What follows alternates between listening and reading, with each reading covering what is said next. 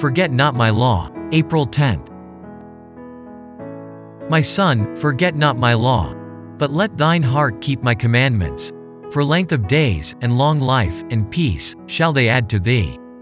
Proverbs chapter 3 verses 1-2. No man can rightly present the law of God without the gospel, or the gospel without the law. The law is the gospel embodied, and the gospel is the law unfolded. The law is the root, the gospel is the fragrant blossom and fruit which it bears. To many of the afflicted ones who received healing, Christ said, "Sin no more, lest a worse thing come unto thee." Thus he taught that disease is the result of violating God's laws, both natural and spiritual. The great misery in the world would not exist, did men but live in harmony with the Creator's plan.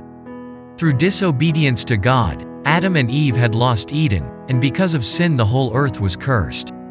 But if God's people followed His instruction, their land would be restored to fertility and beauty. God Himself gave them directions in regard to the culture of the soil, and they were to cooperate with Him in its restoration. Thus the whole land, under God's control, would become an object lesson of spiritual truth.